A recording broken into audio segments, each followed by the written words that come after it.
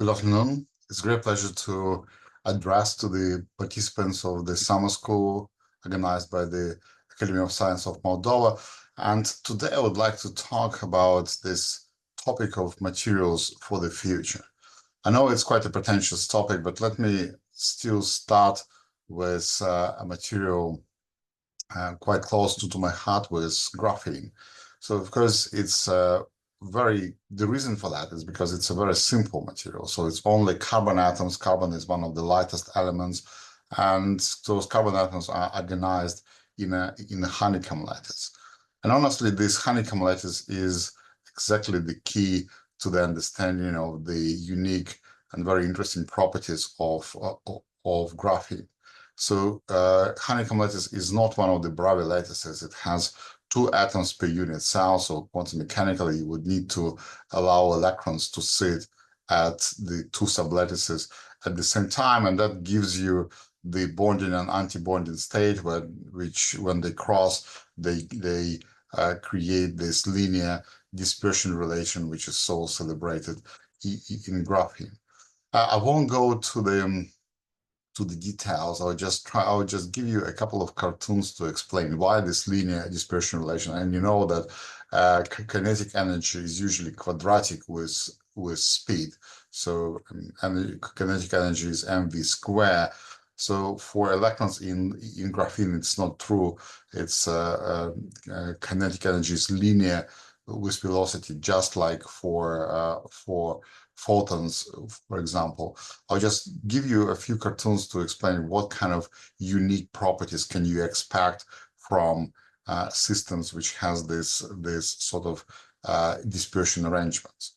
Just as you all know, of course, if you run your car into a wall, you would crash it, right? It's a common wisdom.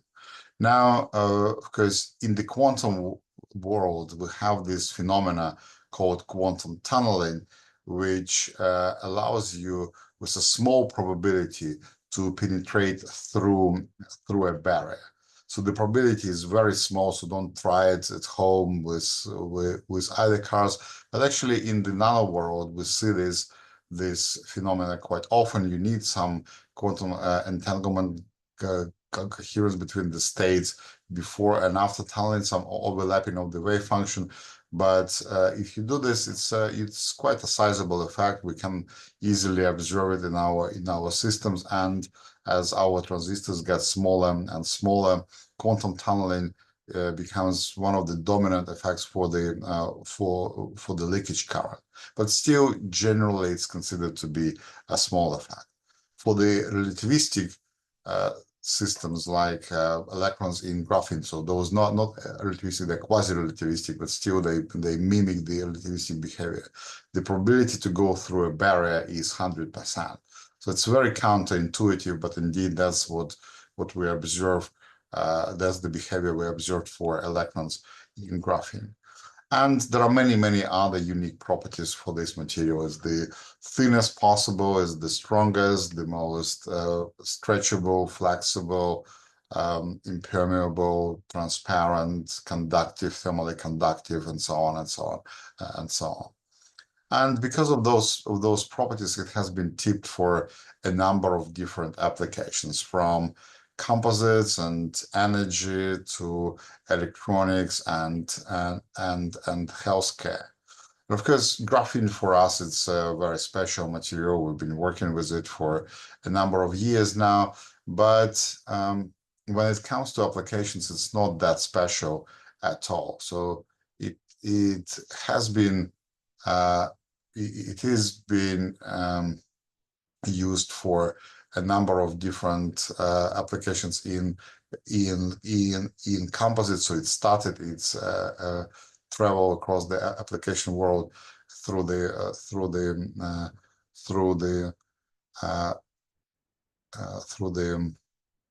composite materials. So ourselves, we are guilty. We've been working with Richard Miller and McLaren to create this world lightest, unfortunately also world most expensive watch. It's 32 grams of watching for 1 million Swiss franc. You haven't got definitely by far most expensive per gram. if you haven't got 1 million Swiss, you can probably get this car, which is £250,000. And here things get really serious. So the graphene is used in the body of the car to gain the lightweight and the strength of the composites. And then going to more electronic-like applications. So graphene is being used for thermal management. The thermal conductivity of graphene is one of the high. Actually, it is the highest. It's about 4 times what is achieved now is about 4 times higher than copper. And thermal management is extremely serious problem now because our chips generate too much heat. If you don't dissipate the heat, they would simply melt. And graphene helps a lot. And pretty much every single phone produced in China now would use graphene. So it is used for quantum resistance standards. So you can observe quantum Hall effect in this material at much higher temperature and much lower magnetic field than in any other material. So it's very convenient as a resistance standard. And probably one of the most exciting applications for the future is the use of graphene for optoelectronic applications. So you know that our internet traffic is all done through the optical fiber. However, we don't know how to treat the optical signal. If you want to modulate it, to multiplex it, we still have to convert it into electronic domain and then do something with the signal and then convert back into optics and send further away. So ideally it would have been done all in the optical domain, and in order to do that, we need materials which optical characteristics can be controlled with the electric signal, with the electric fields, and that's all. That's of course graphene. So for some time there was a question whether we can produce enough graphene, because long time ago we started our work with making graphene by Scotch tape exfoliation of lead crystals. Of lead pencil. So which is the major component of your lead pencils is graphite. And so graphite is a lead material. If you exfoliate it, you would get graphene.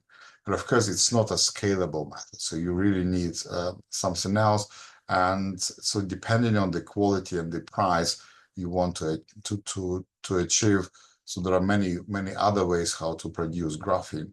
One of the most popular one is the chemical vapor deposition. So when you run a carbon-containing gas on top of a catalytic surface of a hot metal, so usually copper is used, or you can use nickel, for example, or iron, and the gas cracks on the surface, and then hydrogen flies away, and carbon just rearranges itself on the surface. Now, the beauty of this method that you can use pretty much any material for that, any carbon-containing species. And in this case, we just use this. It's just prick your finger, spread blood on the copper, and stick it into the furnace. And after a while, you grow graphene. So it was meant as a joke, even though my students published a paper on that.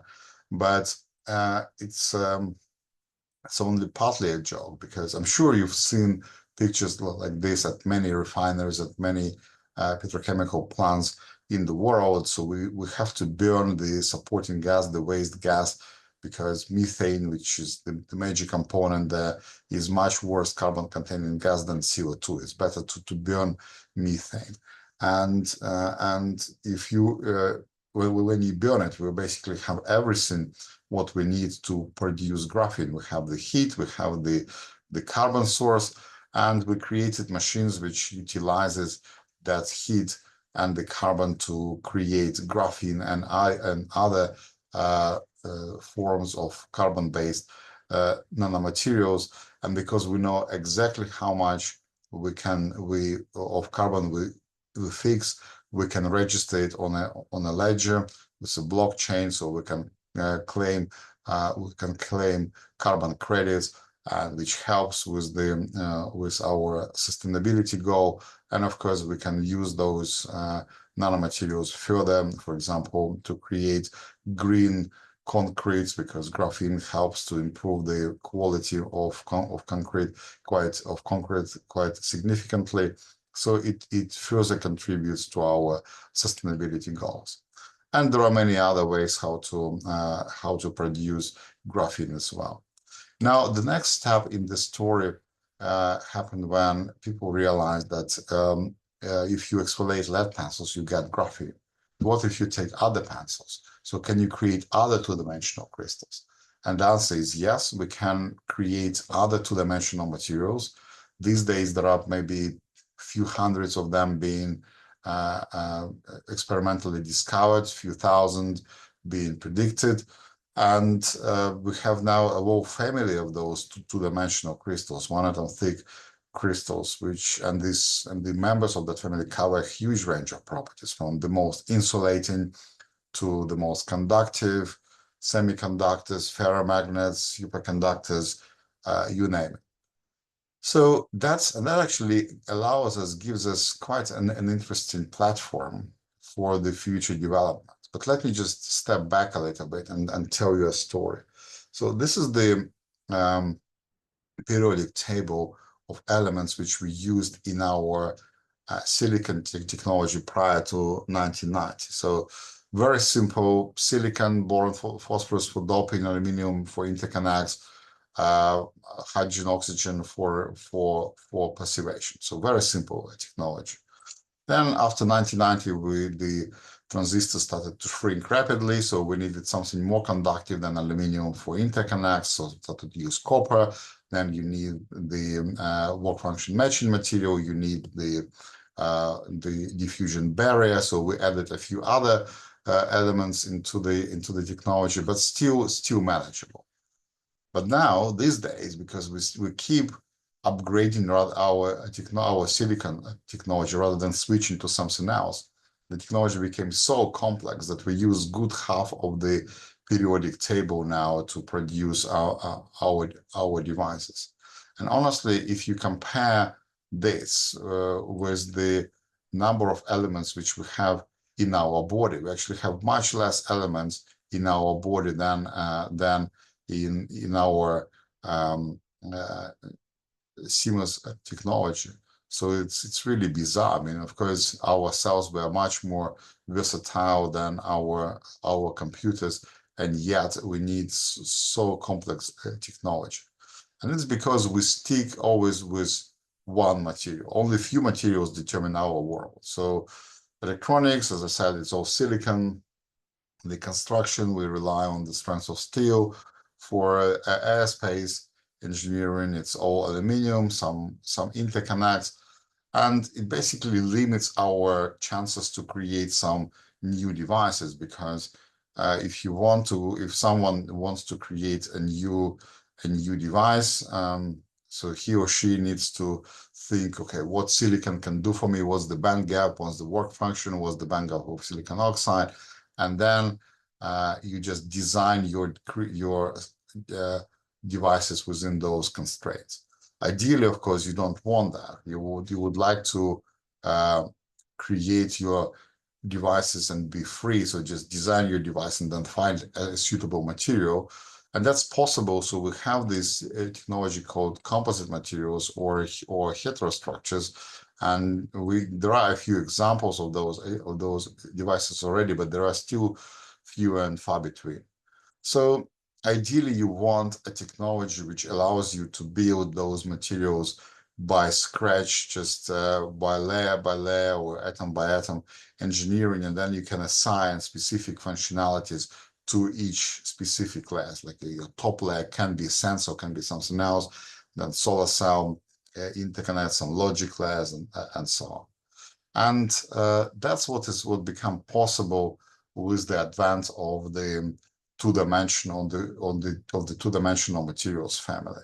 So these days here we basically can, because when I came to my lab, so we have layers of those materials available to us on the table, so we can start stacking them together by just putting them on top of each other and creating artificial materials which don't exist in nature, but which we can create artificially in our labs. And indeed, many materials, many structures have been created through this manner. So in this case, so here I present the light emitting diode, but then photodetectors or tunneling transistors or resonant tunneling diodes have been created this way. So it's quite a powerful technology. And what was realized just a few years ago, that it's not only which crystals do you put and in which sequence, but also how do you put them. Because if I put two crystals together and I start rotating them against each other, you could see the formation of this mesmerizing pattern. It's called the Moira pattern. And this Moira pattern also modifies the electronic properties of this stack, and it's quite a popular direction of research these days to modify the properties of those stacks with the twist control engineering. So that's basically, and really surprising properties can be achieved, like it has been demonstrated a few years ago by the MIT group, that if you twist your graphene by only 1 degree, just to take 2 layers of graphene and twist it, you would get you can get a superconductor out of it, or a mod insulator. So you really gain a lot of opportunities here, so which you can use for different applications. Now, but now that's the current state of the art. So that's what we can do. That's what we create in the lab. We can create materials on demand with the predetermined properties. So those which can be used for very different applications. But what do you want from the future materials? How do you want your future materials to be? And rather than answering you this question, let me show you this clip. So I guess you are too young to remember this movie. It was the movie from my childhood, made in 1991. So it's the Terminator 2. And the plot of this movie is that a robot from 2029 sent back in time to 1991 to kill Sarah Connor and her son. And the only reason I'm showing it to you is to show how the director of the movie in 91 thought our future materials would be. So everything will be made from liquid metal, changing shape, changing color, adapting to environment, self-healing, and so on and so on and so on. So now we are in 2024. Okay, we still got five years to go, but unfortunately I have very bad news to you, that unless you do something drastic and something radical, we don't have any chance to fulfill the dream of the Terminator 2 movie.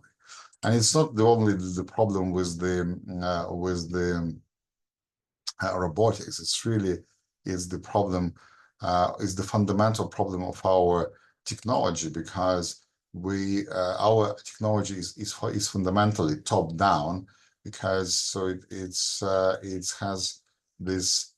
So the functionality comes only on the system level. So the individual components, or let alone materials, are not functional at all. So, and that's true not only about the clockmaking or robotics. Generally, our technology is like this.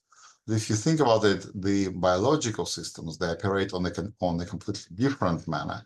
So there the functionality is distributed across all the scales. So individual proteins, or the membranes of the cells, the organs, they're all functional in their own rights.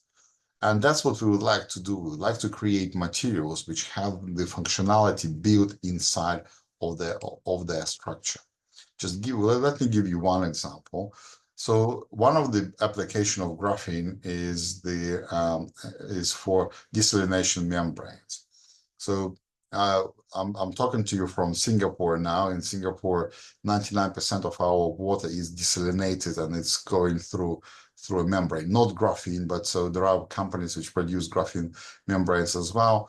And for that, what you basically, but it doesn't really matter which membrane do you use for desalination. You always have to control the quality of water. You put a sensor into the downstream and you just you measure the quality of water. If something funny happens, the sensor sends a signal to the computer analyzes it and opens or closes the valve.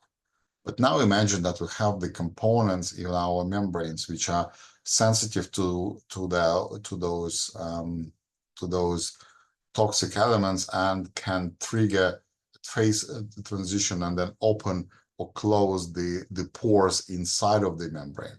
So now the membrane itself, the material itself, acts as a sensor, as a computer, as an actuator. So it becomes a smart functional material. It can respond to the external environment. So and that's what we would like to do. That's what we would like to develop. It's not simple because it has to be composite materials, and we try to make those different components in those composite materials to interact strongly between each other.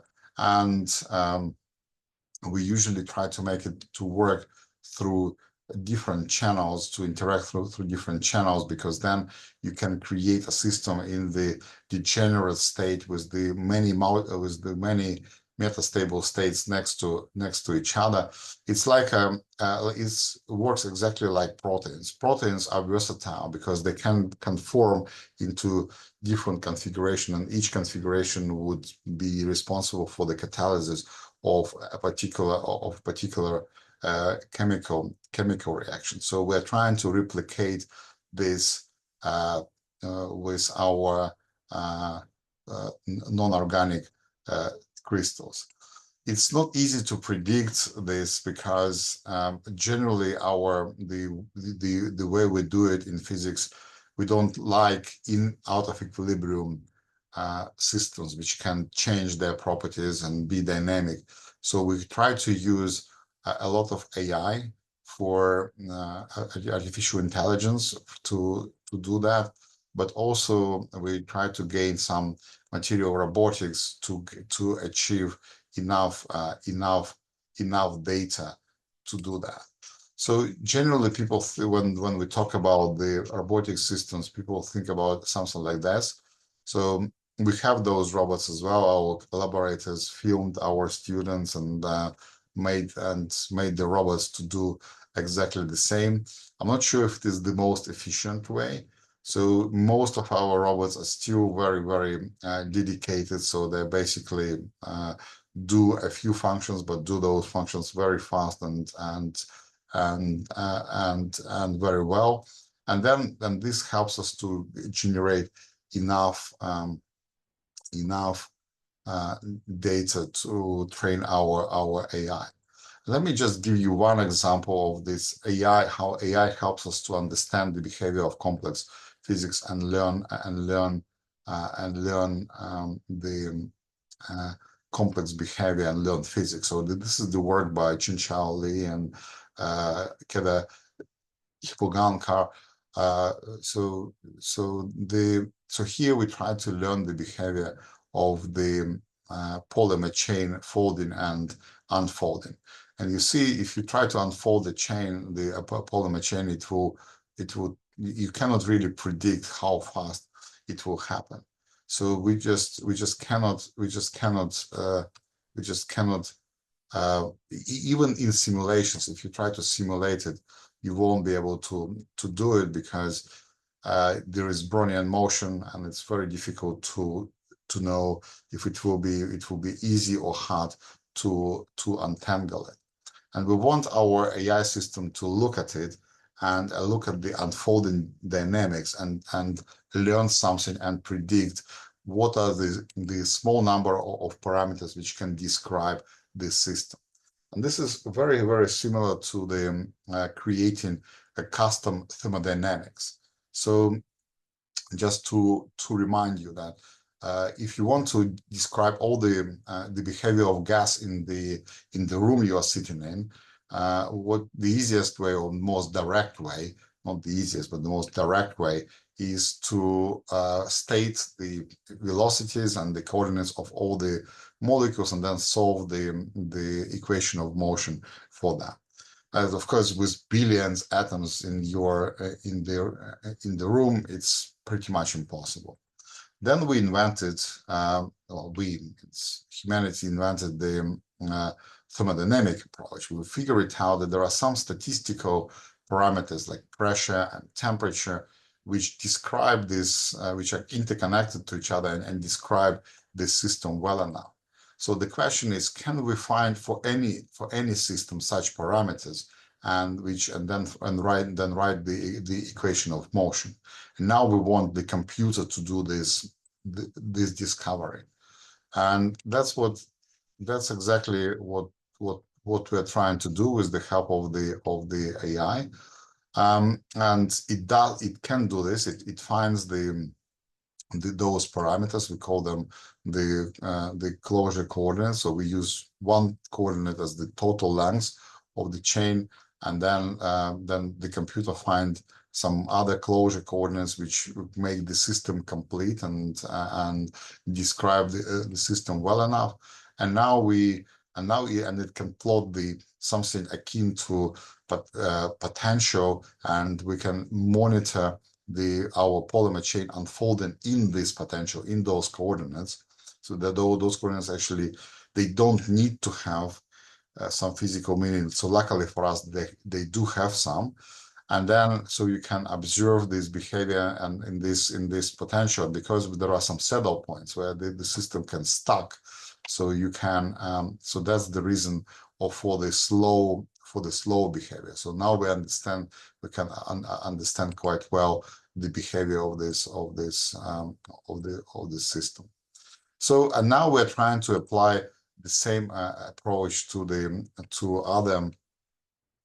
other system, to the more like material science system. So in this case, what I present to you is the high entropy alloy. Basically consists of a large number of elements strongly intermixed with each other. And if you design it right, you can make it to be able to self-heal. So this picture is the transition electron microscopy picture. So in those tiny dots are all individual atoms, and then we drill a hole in this system, in this material, and if we design it right, then it can self-heal itself. Just the hole will gradually close.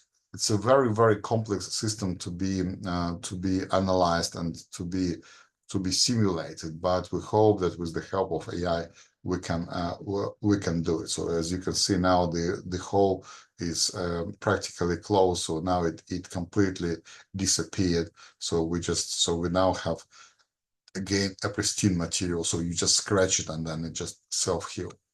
So here is another example. We all had to take a jab against the COVID-19 vaccine, and the reason we had to take a jab rather than take it orally, because most of those vaccines, they're unstable in the high acidity of your stomach. They simply would decompose in the low pH of your stomach. So we need something to protect that. So we use the two-dimensional material to roll it as a capsule, and it goes through your stomach in this closed state. But when it goes into your intestine, it's opened up and releases the drug. It's actually quite a simple system. We don't exactly need AI to do this, but it's another example of the dynamic material with the predetermined properties. Sorry, and then of course I cannot show you those capsules that are tiny, they're just nanometer in size, but similar behavior can be achieved on the on the macroscopic level, so we can make those materials to do some functions depending on the temperature, light, humidity, acidity, and so on.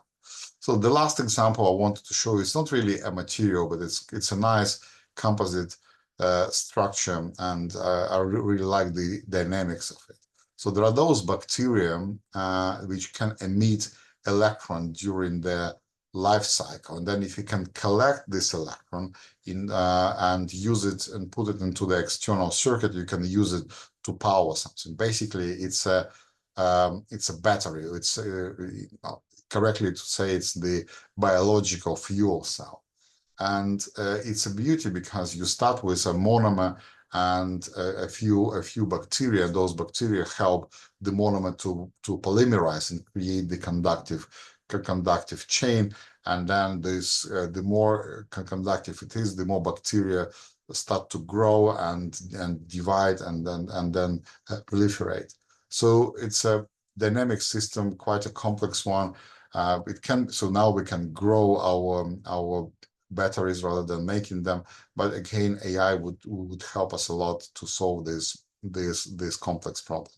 So this brings me to the end of my talk, and I'm really grateful to you for your attention, and it's really a pleasure talking to you. And just to summarize, I showed you that already in the lab we have this ability to create materials on demand with the predetermined properties. But ideally for the future, what we want is functional materials, which can